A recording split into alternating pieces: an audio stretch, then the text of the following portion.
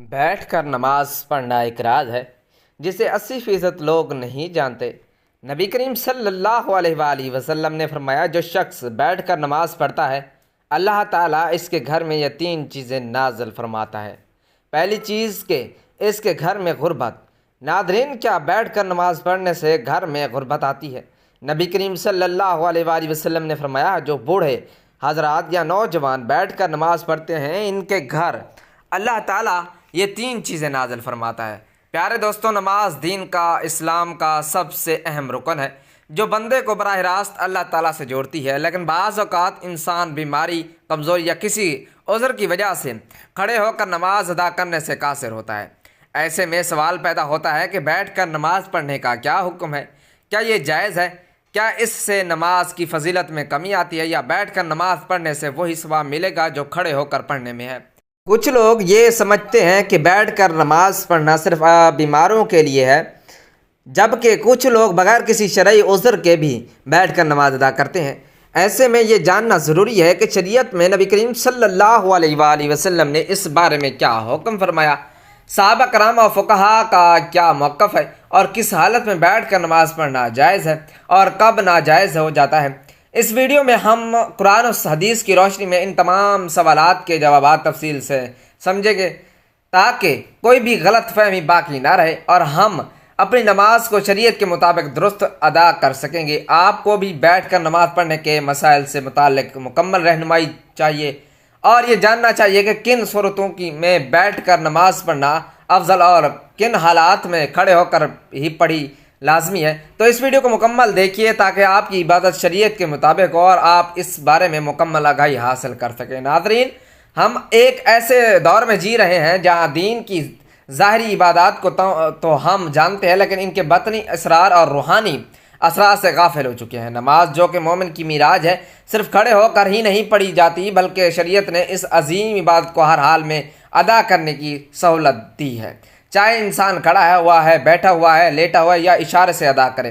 لیکن کیا آپ جاننا چاہتے ہیں کہ بیٹھ کر نماز پڑھنے میں ایک ایسا راز چھپا ہے جسے 80% لوگ مسلمان لا علم ہیں؟ یہ کوئی عام بات نہیں کہ نبی کریم صلی اللہ علیہ وآلہ وسلم نے خود اس طریقہ عبادت کو اختیار کیا اور اسے امت کے لیے بھی آسان بنا کر پیش کیا۔ آپ صلی اللہ علیہ وآلہ وسلم کا یہ فرمان ہمیں حیران کر دیتا ہے کہ جو شخص بیٹھ کر نماز پڑھتا ہے اللہ تعالیٰ اس کے گھر میں 3 چیزیں نازل فرماتا ہے۔ سوچئے، یہ ایک ایسا عمل جو بظاہر کمزور یا معذور افراد کے لیے رعایت کے طور پر دیا گیا ہو، اس میں اللہ تعالیٰ نے ایک ایسی روحانی برکتیں چھپا رکھی ہوں جو عام آنکھ سے نظر نہیں آتی۔ یہ وہ نقطہ ہے جس پر اس پوری تحریر کی بنیاد رکھی گئی ہے۔ آج ہم صرف نماز کے ظاہری پہلو پر بات کرتے ہیں، کتنی رکعت، کون سا وقت، کون سی دعا، لیکن نماز کا جو روحانی پہلو ہے، جو دل کو نرم کرتا ہے، آنکھوں کو نم کرتا ہے، جو رب سے تعلق کو مضبوط کرتا ہے، اس پر بات کرنا جیسے ہماری عادت سے نکل چکا ہے۔ بیٹھ کر نماز پڑھنا اسی روحانیت کی ایک چھپی ہوئی کنجی ہے۔ آج کے اس دور میں جہاں جسمانی کمزوری، بڑھاپا، بیماری یا دنیاوی مصروفیات کی وجہ سے بہت سے لوگ مکمل قیام کے ساتھ نماز ادا نہیں کر پاتے، ان کے لیے شریعت کی طرف سے یہ سہولت ایک رحمت ہے، مگر بہت کم لوگ جانتے ہیں کہ یہ سہولت صرف معذوروں کے لیے نہیں بلکہ اس کے پیچھے ایک خاص ربانی راز چھپا ہے۔ اگر آپ ان لوگوں میں شامل ہیں جو کسی وجہ سے قیام نہیں کر سکتے، یا اگر آپ کے عزیزوں میں کوئی ایسا ہے تو یہ ویڈیو آپ کے دل کو سکون دے گی، اور اگر آپ صحت مند ہیں اور قیام کے قابل بھی، تب بھی آپ کو یہ جان کر حیرت ہوگی۔ تو بیٹھ کر نماز پڑھنے والوں کے لیے اللہ تعالیٰ کی رحمت اس طرح خصوصی انداز میں ظاہر ہوتی ہے کہ ناظرین، ہماری آج کی ویڈیو صرف معلومات کا خزانہ نہیں بلکہ دلوں کو جھنجھوڑنے، آنکھوں کو نم کرنے اور دل میں محبت الہی جگانے والا ایک تحفہ ہے۔ آئیں اس راز سے پردہ اٹھاتے ہیں اور بیٹھ کر نماز پڑھنے کی روحانی پہلو کو سمجھتے ہیں تاکہ ہم اس عمل کی عظمت کو پہچان سکیں، اس سے محبت کریں اور اسے اپنائیں۔ اگر ضرورت ہو یا نہ ہو، اسلام ایک ایسا دین ہے جو ہر انسان کی حالت، ضرورت اور مجبوری کو مد نظر رکھتا ہے۔ یہی وجہ ہے کہ عبادات میں نہ صرف روحانیت بلکہ سہولت کا پہلو بھی شامل کیا گیا ہے۔ نماز جیسی عظیم عبادات میں اللہ تعالیٰ نے اپنے بندوں کو مختلف حالات میں ادا کرنے کی اجازت دی ہے، کھڑے ہو کر، بیٹھ کر، لیٹ کر اور حتیٰ کہ اشارے سے بھی۔ مگر جب بات بیٹھ کر نماز پڑھنے کی آتی ہے تو اکثر لوگ اسے صرف معذور یا ضعیف افراد کی ضرورت سمجھتے ہیں، حالانکہ حقیقت اس سے کہیں زیادہ گہری ہے۔ حضرت عائشہ رضی اللہ تعالی عنہ سے روایت ہے کہ رسول اللہ صلی اللہ علیہ وآلہ وسلم اپنی عمر کے آخری ایام میں اکثر بیٹھ کر نماز پڑھتے تھے۔ یہ حدیث اس بات کا واضح ثبوت ہے کہ بیٹھ کر نماز پڑھنا محض رعایت نہیں بلکہ ایک سنت عمل بھی ہے۔ حضور نبی کریم صلی اللہ علیہ وآلہ وسلم نے خود اسے اختیار فرمایا، تو اس میں یقیناً کوئی خاص روحانی راز اور حکمت ضرور پوشیدہ ہے۔ بعض علماء کے نزدیک بیٹھ کر نماز پڑھنے سے بندہ عاجزی، انکساری اور خشوع میں مزید اضافہ کرتا ہے، کیونکہ وہ خود کو اللہ کے سامنے کمزور اور محتاج پاتا ہے۔ وہی حالت ہے جس میں بندے کا دل زیادہ نرم ہوتا ہے، آنکھیں جلد بھیگتی ہیں اور زبان زیادہ اخلاص سے دعا کرتی ہے۔ یہی وجہ ہے کہ بعض صوفیاء کرام اور اولیاء اللہ اپنی حالت صحت کی باوجود بھی بیٹھ کر نماز ادا کرتے تاکہ خشوع اور خضوع کا وہ درجہ حاصل ہو جس کی طلب حقیقی عبادت گزار کو ہوتی ہے۔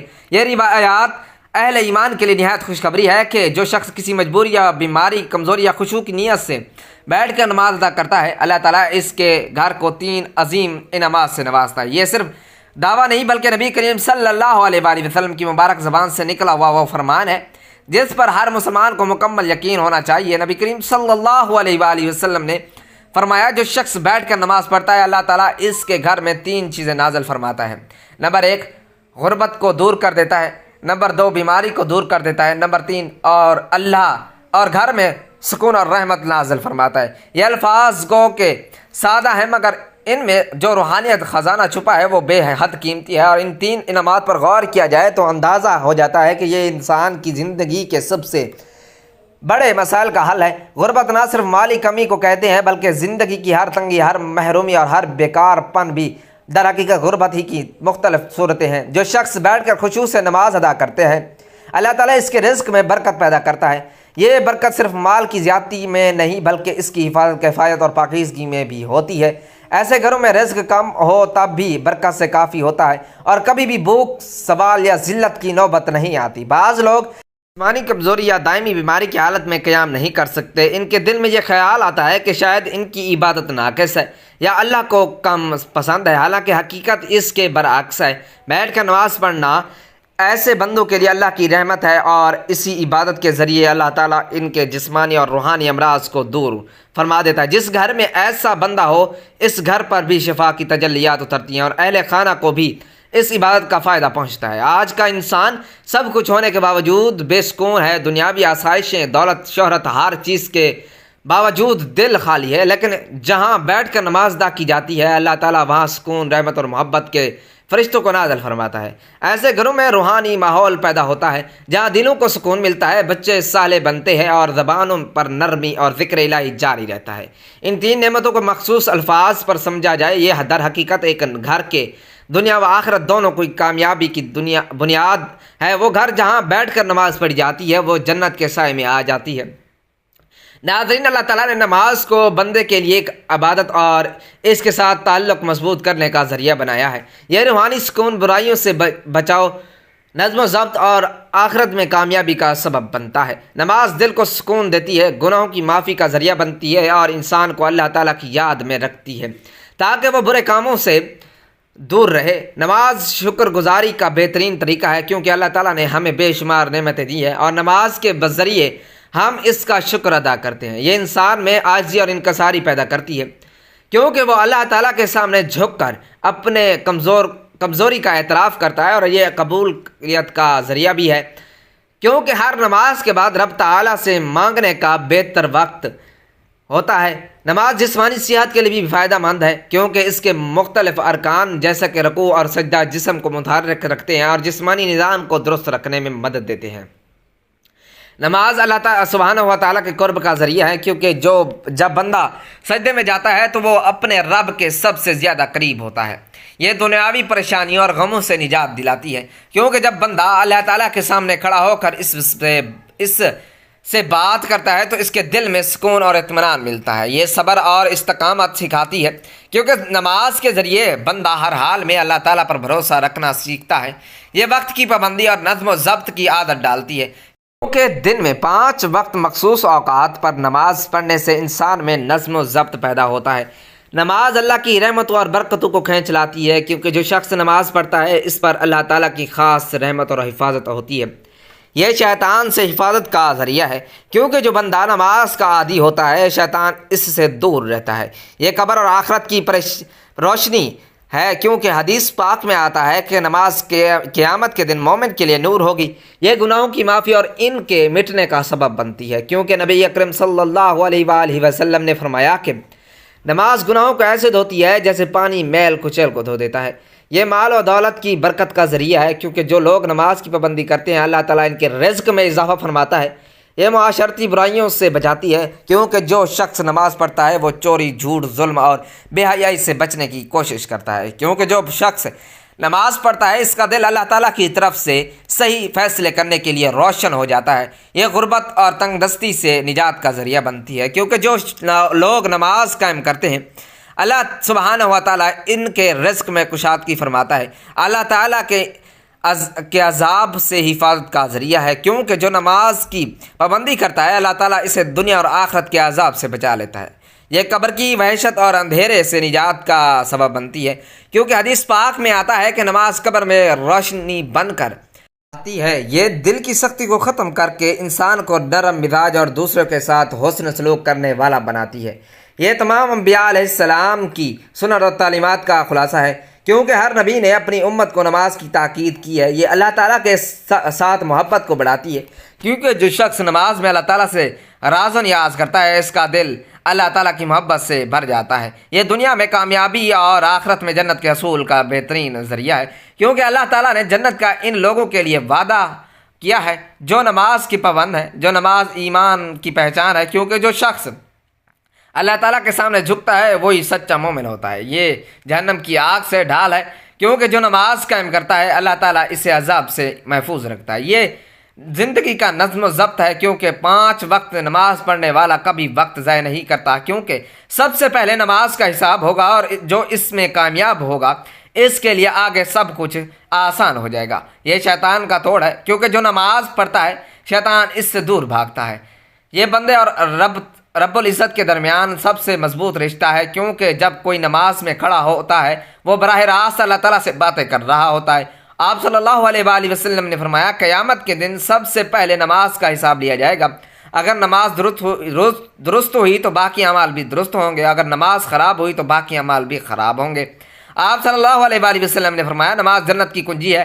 آپ صلی اللہ علیہ وآلہ وسلم نے فرمایا تمہارا کیا خیال ہے کہ اگر تمہارے دروازے پر نہر ہو اور تم اس میں روزانہ 5 مرتبہ غسل کرو تو کیا تمہارے جسم پر کوئی میل باقی رہے گی؟ صحابہ کرام نے عرض کیا بالکل نہیں۔ تو آپ صلی اللہ علیہ وآلہ وسلم نے فرمایا یہی حال 5 وقت کی نماز کا ہے، اللہ تعالیٰ ان کے ذریعے گناہوں کو مٹا دیتا ہے جیسے پانی میل کو بہا دیتا ہے۔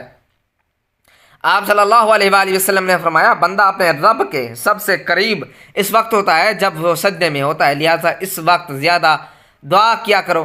آپ صلی اللہ علیہ وآلہ وسلم نے فرمایا ہمارے اور ان کفار کے درمیان جو چیز فرق کرتی ہے وہ نماز ہے، جس نے اسے چھوڑ دیا اس نے کفر کیا۔ آپ صلی اللہ علیہ وآلہ وسلم نے فرمایا جو شخص نماز کا اہتمام کرتا ہے اس کا دین مکمل ہے، اور جو نماز کو ضائع کرتا ہے اس کا دین ناقص ہے۔ آپ صلی اللہ علیہ وآلہ وسلم نے فرمایا جب انسان کو قبر میں رکھا جاتا ہے تو اس کے ساتھ اس کے نیک اعمال ہوتے ہیں، اگر وہ نمازی تھا تو نماز اس کی حفاظت کرتی ہے۔ اگر آپ صلی اللہ علیہ وآلہ وسلم نے فرمایا اللہ تعالیٰ سے ڈرو اور نماز کو لازم پکڑو کیونکہ یہ دل کی سختی کو دور کرتی ہے۔ آپ صلی اللہ علیہ وآلہ وسلم نے فرمایا جو شخص وضو کرے اور اچھی طرح وضو کرے پھر 2 رکعت اس طرح پڑھے کہ اس میں کوئی دنیاوی خیال نہ آئے تو اس کے تمام پچھلے گناہ معاف کر دیے جاتے ہیں۔ آپ صلی اللہ علیہ وآلہ وسلم نے فرمایا نماز مومن کی معراج ہے۔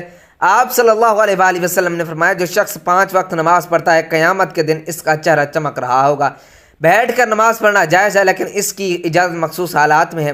اگر کوئی شخص بیماری، بڑھاپے، کمزوری یا کسی ایسی جسمانی تکلیف میں مبتلا ہے جس کی وجہ سے کھڑے ہو کر نماز پڑھنا مشکل ہو تو وہ بیٹھ کر نماز ادا کر سکتا ہے۔ اگر کھڑے ہونے کی بالکل طاقت نہ ہو تو مکمل بیٹھ کر نماز پڑھنی جائز ہے۔ اگر کچھ دیر کھڑے ہونے کی طاقت ہو تو جہاں تک ممکن ہو کھڑے ہو کر نماز پڑھنی چاہیے اور باقی حصے میں بیٹھ جانا چاہیے۔ نفلی نماز بیٹھ کر پڑھنا جائز ہے چاہے صحت مند ہو، لیکن کھڑے ہو کر پڑھنے کی نسبت ثواب آدھا ہوگا۔ اگر کھڑے ہونے میں شدید تکلیف ہو تو بیٹھ کر نماز پڑھنا جائز ہے۔ اگر ممکن ہو تو زمین پر آلتی پالتی مار کر بیٹھا اور رکوع سجدے عام طریقے سے کریں۔ اگر سجدہ کرنے میں دشواری ہو تو رکوع اور سجدے کے لیے اشارہ کریں، سجدہ رکوع سے زیادہ جھک کر کریں۔